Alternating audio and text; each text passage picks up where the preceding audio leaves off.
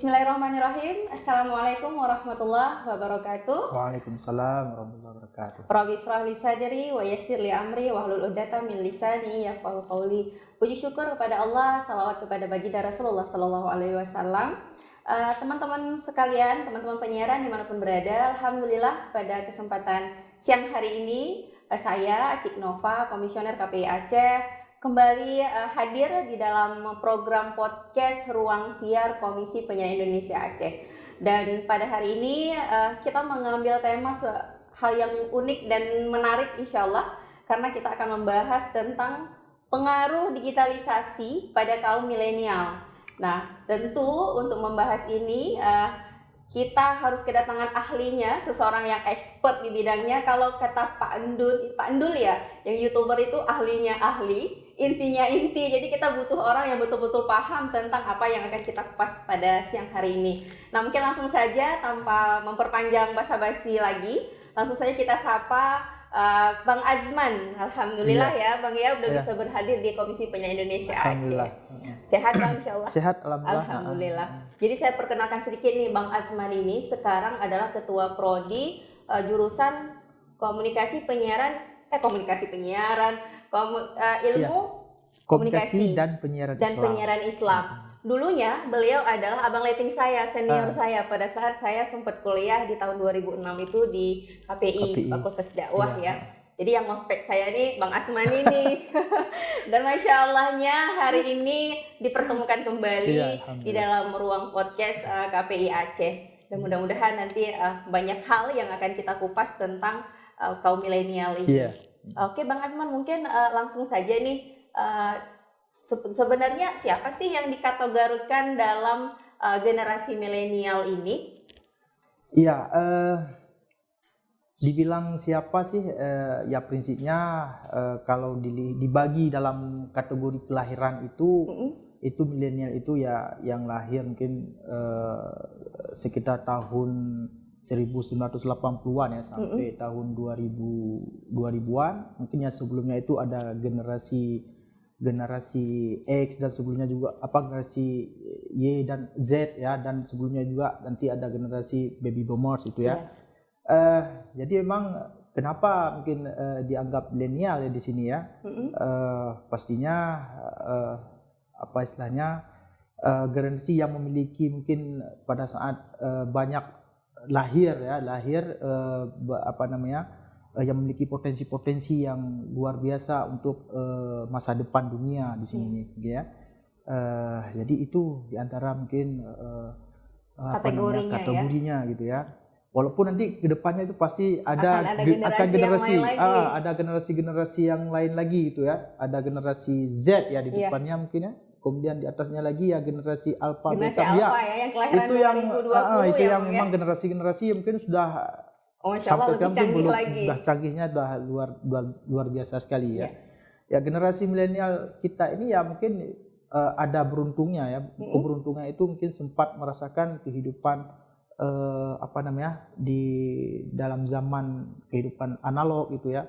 Sempat merasakan juga mungkin dari beberapa daerah yang sempat hidup tanpa listrik ya.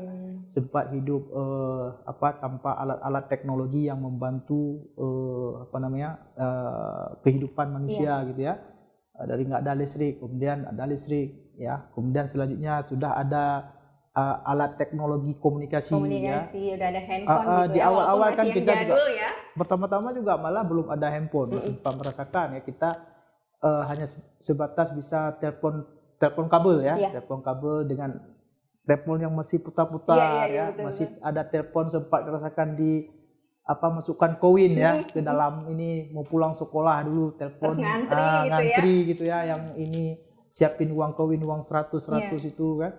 Nah, kemudian baru ada handphone yang masih sangat jadul, handphone yang cuma bisa SMS aja. Dan itu pun harganya itu sangat luar biasa waktu itu ya. Kartu nomornya aja itu bisa harganya itu sampai ratusan ribu ya. Padahal cuma bisa dua sekali SMS itu juga bisa Rp300 ya. Itu sangat luar di luar jangkauan juga ya, hanya terbatas juga kalangan pemakainya ya.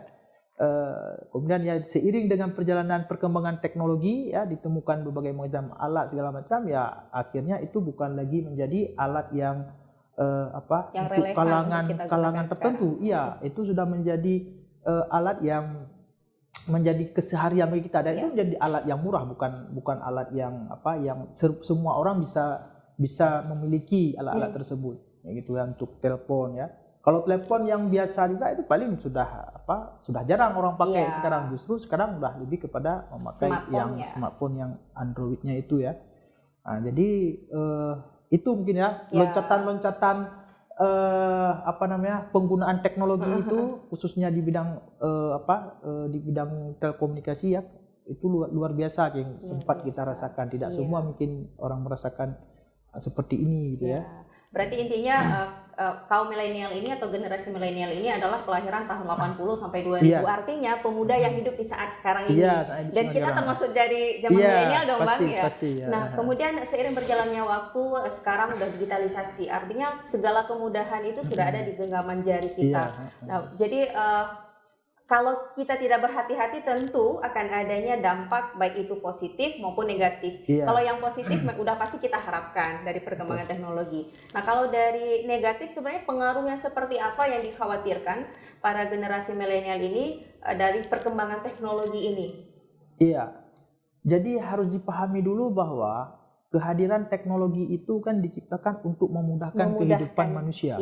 Itu intinya itu yang harus kita garis bawahi harus bisa digarisbawahi dan harus dipahami dan harus diterapkan. Itu yang harus dipahami oleh generasi bahwa teknologi itu diciptakan adalah untuk memudahkan kehidupan manusia.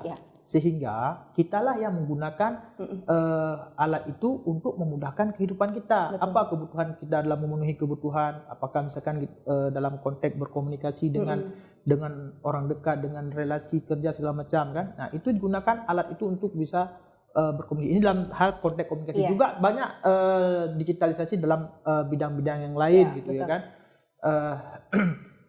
Kemudian jangan sampai ya alat yang diciptakan untuk memudahkan kehidupan kita ya justru mempengaruhi kehidupan kita. Nah, itu yang jadi masalah ya kan yang menjadi salah penempatan ataupun salah memporsikan bahwa alat itu adalah alat yang untuk membantu kehidupan kita, untuk membantu meningkatkan kualitas hidup kita. Jangan sampai justru dengan alat itu menurunkan kualitas hidup. Gitu. Kebalikan. Nah, itu mungkin yang harus dipahami sekali itu oleh setiap generasi, khususnya milenial semua gitu ya. Jadi jangan sampai bahwa karena kita terjadi kecanduan mungkin ya dengan alat ini, akhirnya justru alat ini yang menurunkan bahkan menghinakan mungkin diri kita itu kehidupan kita. Nah, itu dia mungkin ya. Jadi artinya alat ini akan bermanfaat ya, alat teknologi komunikasi digital segala macam itu bermanfaat pada saat dia ditempatkan untuk memudahkan ya dan kehidupan kita sesuai dengan fungsinya. Sesuai dengan fungsinya itu. Nah, jadi apa sih yang diinginkan oleh diri kita sebagai generasi, khususnya generasi milenial? Seperti saya sebutkan di awal tadi bahwa generasi milenial itu generasi yang memiliki banyak potensi, ya banyak keinginan, ya banyak harapan-harapan yang ingin diwujudkan, ya sehingga dia pastinya generasi ini generasi yang banyak membutuhkan alat. Banyak membutuhkan alat, itu. Mau nggak mau ya harus banyak membutuhkan alat. Kenapa? Karena banyak harapan, banyak keinginan dan kita dapat lihat bagaimana terjadi lonjakan perubahan yang sangat luar biasa sekali. Ya, jadi dengan adanya teknologi digitalisasi ini memudahkan segala hal gitu ya. Hari ini mungkin saya jalan-jalan udah nggak bawa lagi dompet, gitu, nggak perlu lagi mungkin ada semua ada di HP. Nggak butuh lagi uang cash, nggak perlu uang cash gitu misalnya. Semuanya udah digital, tinggal scan aja udah kelar gitu. Scan semua selesai gitu ya. Jadi sangat memudahkan ya. Nah, jadi itu mungkin yang perlu dipahami bahwa alat teknologi digital ini adalah alat yang diciptakan untuk memudahkan, ya, membantu terpenuhinya kehidupan kita, kebutuhan kehidupan kita ataupun kehidupannya macam-macam lah kan. Artinya yang pasti untuk meningkatkan harkat martabat kita, meningkatkan kualitas hidup kita, ya, meningkatkan ekonomi, meningkatkan kenyamanan segala macam. Jangan sampai justru dengan ada teknologi ini justru mengganggu kenyamanan. Privasi udah nggak ada Iya, lagi. itu dia. Ya, mengganggu kenyamanan kita yang pertama, ya. Mengganggu kenyamanan keluarga, mengganggu kenyamanan masyarakat, gitu ya. Bahkan mengganggu kenyamanan kalau dah hal-hal lebih luas itu terjadinya mungkin mengganggu kenyamanan orang beragama, mengganggu kenyamanan orang-orang bahkan secara lebih besar negara, gitu kan. Maaf kalau kita cakap pernah terjadi mungkin ya beberapa tahun lalu kan, 1 tahun yang lalu, karena terjadi salah dalam menyampaikan sesuatu, kemudian itu disebarluaskan sehingga menjadi gangguan dan menjadi berbagai macam energi itu akan dikeluarkan untuk hanya hal yang untuk meluruskan, gitu ya. Jadi itu mungkin ya penggunaan alat teknologi ini harus hati-hati gitu ya, karena apa yang kita sampaikan, apa yang kita sebarkan, apa yang kita buat itu menjadi perhatian orang, menjadi konsumsi orang, dan orang punya perspektif yang macam-macam, yang berbeda-beda, nggak sama gitu.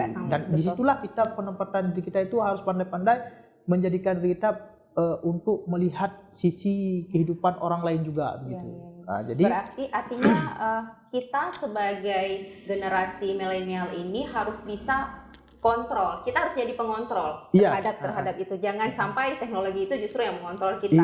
Segala kebutuhan itu memang sangat mudah kita dapat. Artinya memang memudahkan kita dalam segi baik itu pendidikan. Kemudian karena kalau zaman sekarang kalau kita mau belanja pun orang-orang lebih tertarik belanja shoppingnya online. Orang akan lihatnya rating, bintangnya, penilaian semua orang dibandingkan iklan.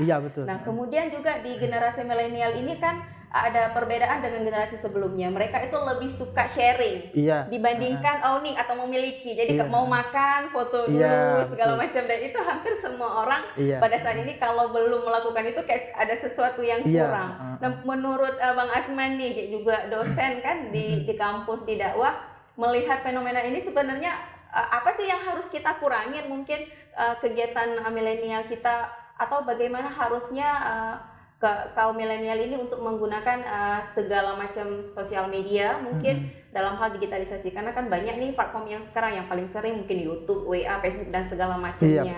Untuk bisa membatasi, harusnya seperti Bang Azman bilang tadi, segala yang terjadi teknologi ini harus memudahkan kita, harus memberikan dampak positif kepada kita.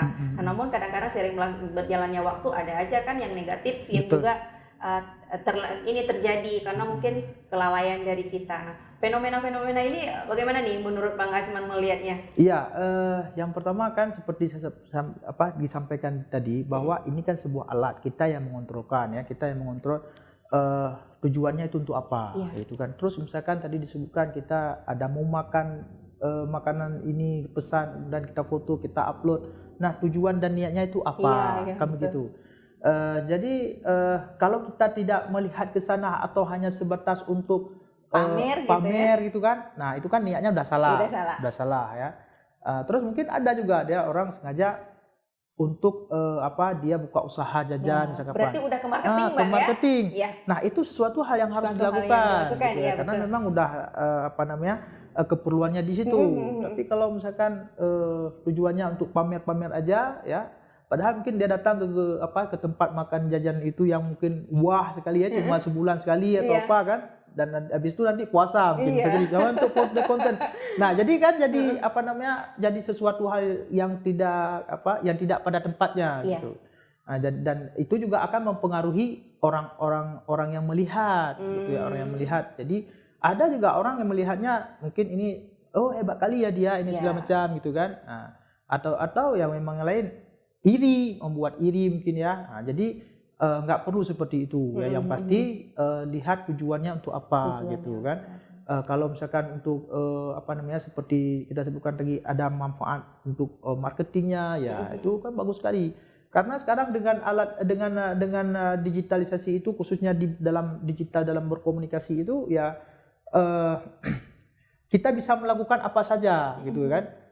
Banyak potensi pendapatan mungkin di Iya. situ, potensi peningkatan karir di situ. Bahkan justru orang yang tidak menguasai teknologi komunikasi itu banyak hal itu akan terhambat, Iya, ya. betul. Misalkan dalam jenjang karir, kalau dia tidak menguasai teknologi komunikasi itu, Iya. jenjang karirnya itu akan terhambat. Akan terhambat. Begitu ya. Jadi mau nggak mau ya harus. Justru kan seperti kita sebutkan Iya. tadi bahwa sekarang masanya orang milenial gitu kan, yang memiliki banyak potensi, banyak keinginan untuk melakukan berbagai perubahan. Jadi alat inilah yang harus wajib digunakan. Nggak mungkin nggak menggunakan alat teknologi alat-alat yang sifatnya digitalisasi ini gitu ya. Nah, jadi lihat tempatnya gitu. Tidak semua orang itu senang dengan apa yang kita senangi gitu kan. Tidak semua orang itu suka dengan apa yang kita sukai gitu. Tetapi hari ini kan kalau dulu kita lihat komunikasi pakai telepon itu kan ngomongnya kan cuma berdua saja sama gitu. penerima itu gitu ya. penelpon dan penerima. Masih ada lah rahasianya, masih bisa. Begitu kan. Atau bahasa lainnya face to face lah ya kan. Kemudian ada televisi ya, televisi dan radio yaitu yang disebut dengan media massa ya, itu kan komunikasinya sudah searah ya. Ininya satu orang atau berapa orang, kemudian ini dilihat oleh banyak orang gitu ya. Nah, sekarang orang pada saat hadir dalam ruang diskusi media sosial, mungkin yang ada platform media sosial, itu kita memang ngomong 1-2 orang, tapi semua orang itu bisa melihatnya, sudah bisa tahu gitu ya. Nah, jadi kadang-kadang ada hal yang tidak yang bukan tempat untuk diskusi didiskusikan juga gitu ya.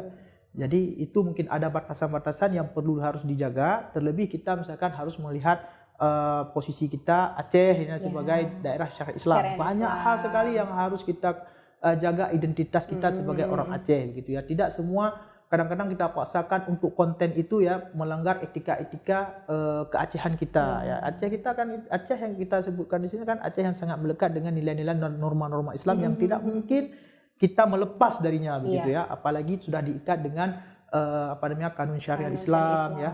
Kemudian diperkuat juga dengan undang UU PA yang sekarang dan kanun-kanun yang lainnya gitu ya. Betul. Jadi itu untuk mengatur kehidupan kita ya, untuk mengatur, dan kita harus hidup di Aceh ini artinya kita menjagalah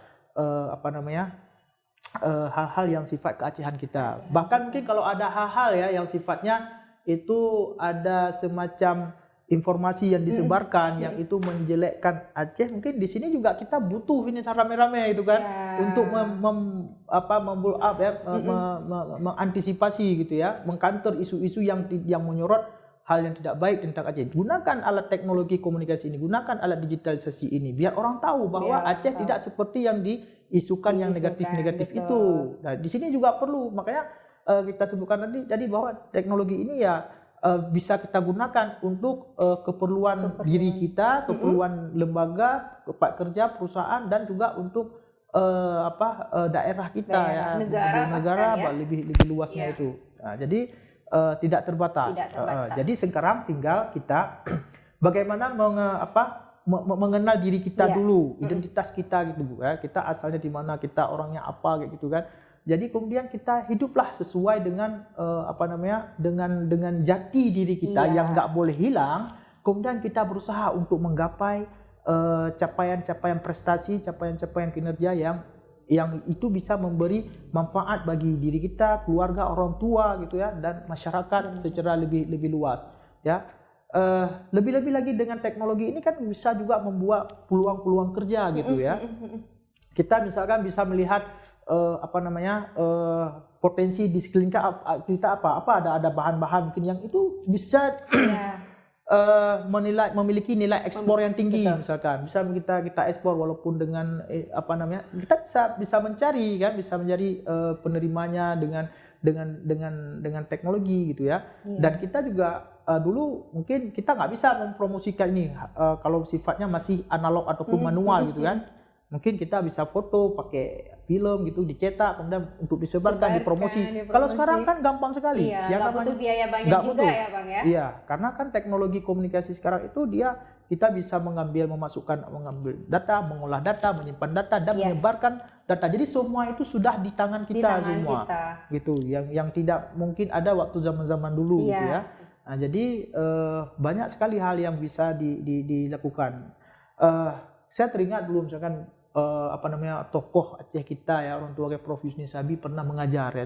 Ingat dulu waktu saya masih kuliah, dia menyampaikan bahwa kesuksesan seseorang itu hanya 2K kuncinya. 2K apa itu Bang ya? 2K. Untuk kesuksesan kita bersama ini. Kesuksesan kita bersama. Cuma 2K. K yang pertama itu adalah kesiapan. Kesiapan. Harus siap. Siap. Artinya mungkin semua kita itu berusaha untuk mempersiapkan diri. Tetapi orang yang sudah siap, misalkan sudah dari sisi pendidikan ya, kuliah, udah S2, S3 ya, ataupun dari sisi yang lain juga sudah ikut pelatihan apa-apalah semacam. Tapi tanpa ada K yang kedua, maka kesiapan pun tidak ada artinya. Tidak ada artinya. Apa itu K yang kedua? Itu adalah adanya kesempatan. Berarti ada K yang pertama tadi. Kesiapan, kemudian kesempatan. Dua ini harus bergandengan. Dua itu harus bergandengan. Itu kunci kesuksesan seseorang. Nah, kalau kesiapan itu ya semua kita kan mempersiapkan diri gitu kan. Mempersiapkan apa yang kita punya, potensi apa yang kita asah, sehingga kita siap, potensi itu siap digunakan, kan begitu. Nah, kemudian untuk digunakan itu menjadi nilai bagi tertentu itu harus ada kesempatan ataupun peluang. Kan begitu. Nah, dulu orang kan terbatas peluangnya itu, terbatas informasinya, terbatas jaringan yang bisa didapatkan, ya kan. Makanya kalau kita connectingkan ke dalam dengan Islam kan diminta kita kan untuk membangun silaturahim. Silaturahim itulah jejaring yang harus dibangun. Nah, sekarang dengan teknologi ini informasi itu kalau dulu kita mencari, kalau sekarang datang sendiri ya. Jadi nggak ada istilah lagi kita di sini nggak bisa sukses lagi dengan zaman sekarang. Betul. Justru yang nggak ada itu orang malas berarti. Ya itu udah kuncinya. Artinya dia nggak bisa ngambil kesempatan dan nggak mau mempersiapkan diri. Padahal itu kalau saya sendiri bilang, saya sering mengajar mahasiswa, itu mahasiswa yang tidak mensyukuri nikmat yang diberikan oleh Allah. Itu durhaka kita sama Allah. Kenapa? Karena kita tidak memanfaatkan potensi yang diberikan. Yang sudah diberikan. Kita tidak menghargai, ya kan? Kita mensyukuri apa potensi yang diberikan, artinya kita gunakan. Ini kalau nggak digunakan, artinya kan kita nggak mensyukuri, nggak menganggap bahwa itu penting, itu bernilai dari Allah, kamu gitu. Nah, jadi kesiapan dan kesempatan itu suatu hal yang sangat mengikat gitu. Jadi dengan alat teknologi ini, digitalisasi ini, sekarang informasi itu begitu banyak, begitu banyak sekali. Sehingga kita janganlah menghabiskan waktu kita, menghabiskan kuota kita untuk membuka, melihat ataupun membaca yang sifatnya itu sampah, kalau kita bilang sampah. Ya, jadi tidak ada memberikan imbas yang positif. Betul.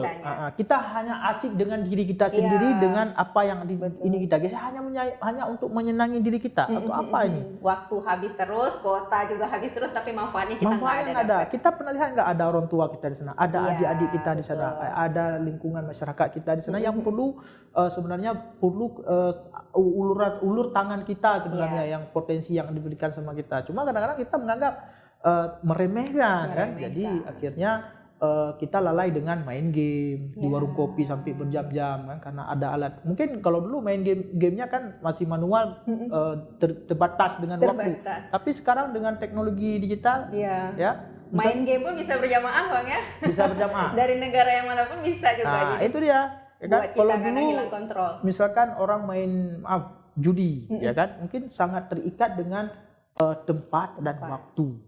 Kalau sekarang siapa? Dalam masjid orang main judi sekarang.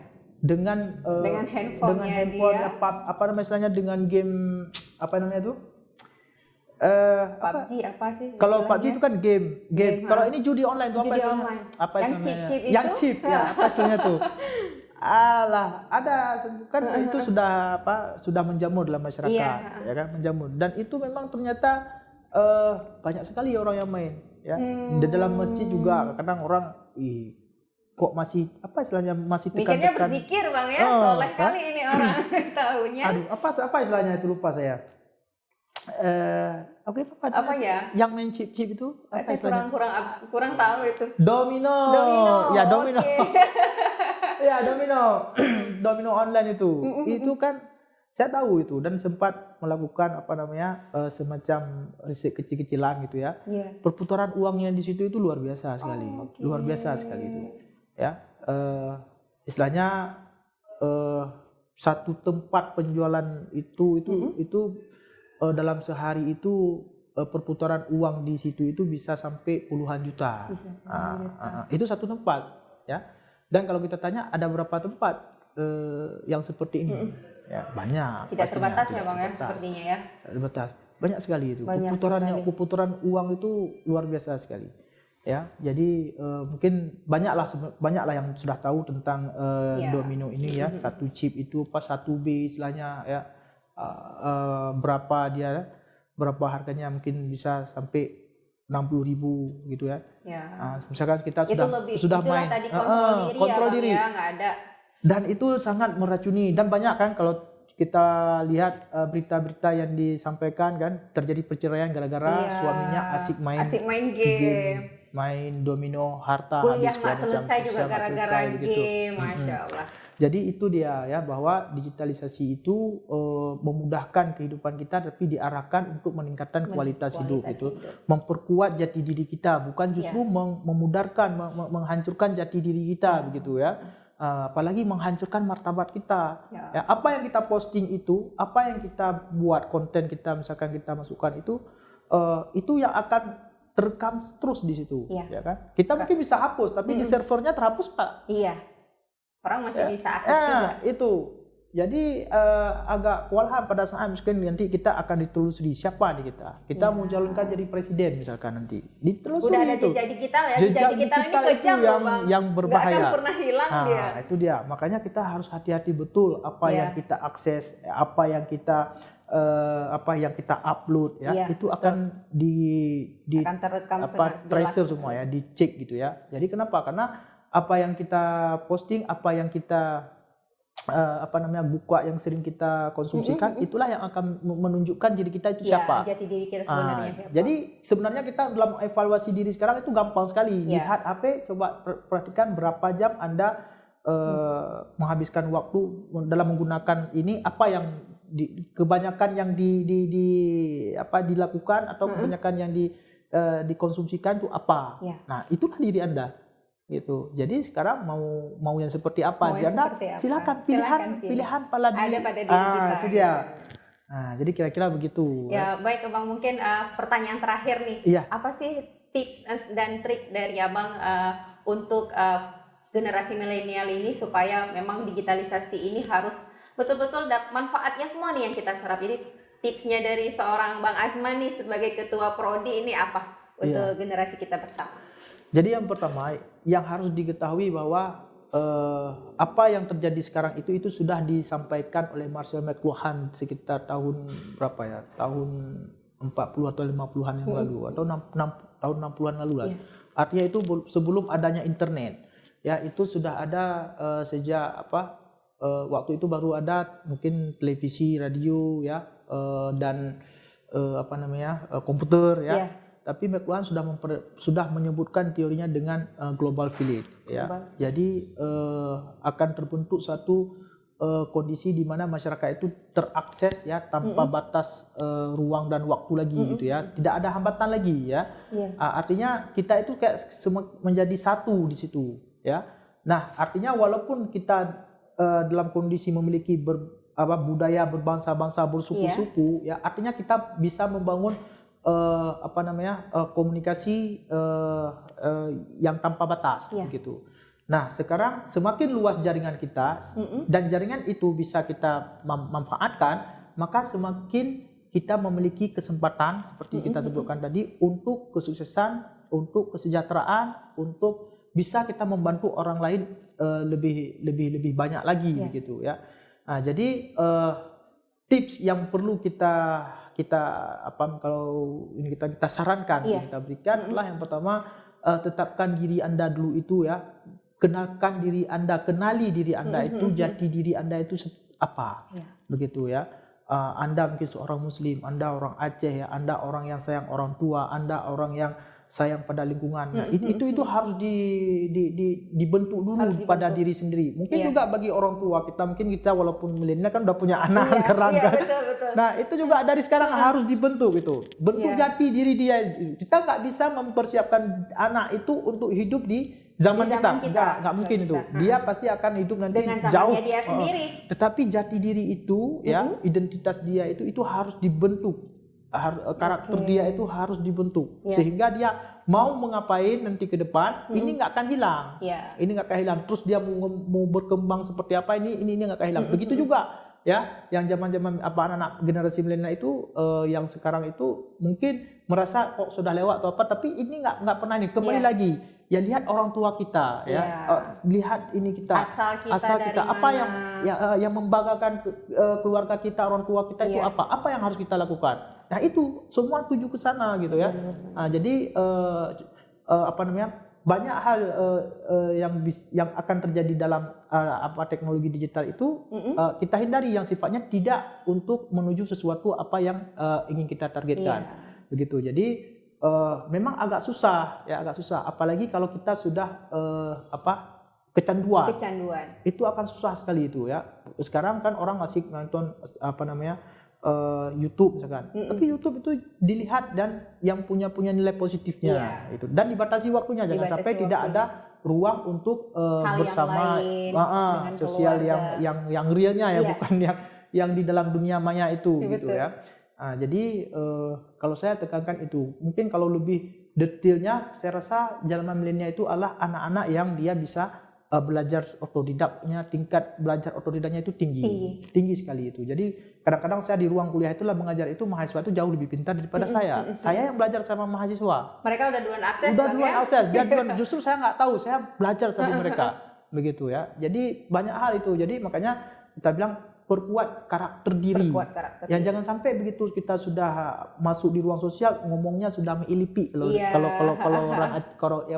kita sering-sering ngomong ya, misalnya Aceh yang sudah itu jadi bahasa Acehnya udah nggak karuan lagi kan. Jadi maksudnya gaya bahasa kita orang Aceh kita jagalah gitu kan. Istilahnya misalkan kalau kita lihat orang Medan ngomong kan, nah itu kan keras banget, langsung tahu itu orang Medan. Langsung tahu orang itu orang Medan.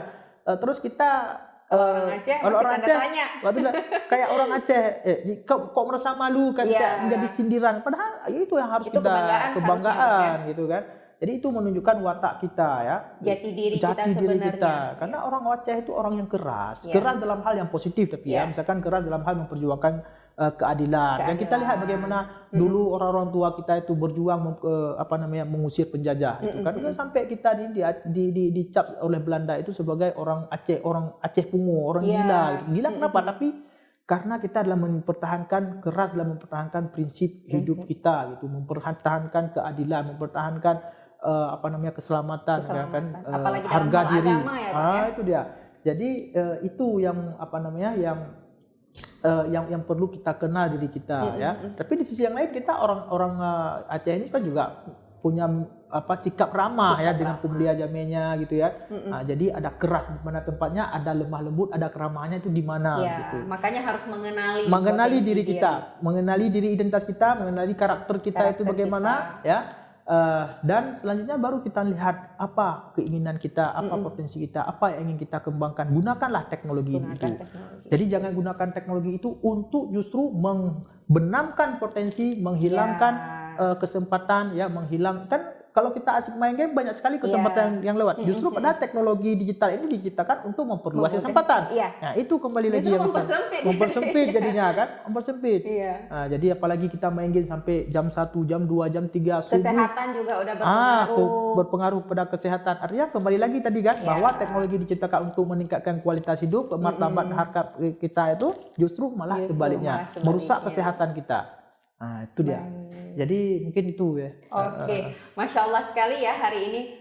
Artinya memang secanggih apapun perkembangan teknologi itu tetap kontrolnya itu kita sendiri. Betul. Kontrolnya itu kita sendiri. Berarti kita memang harus manajemen waktunya harus pas. Kemudian yang filternya juga harus kuat. Betul. Dan tentunya karena kita memang daerah Aceh, keistimewaan kita Nanggro Aceh ini memang syariat Islam. Betul. Artinya kita ketika kembali ke Islam itu yang sudah memang ada aturannya, insya Allah segala perkembangan yang terjadi ini akan menjadi sesuatu hal yang positif bagi kita dan memudahkan kehidupan kita. dan juga masyarakat kita tentunya.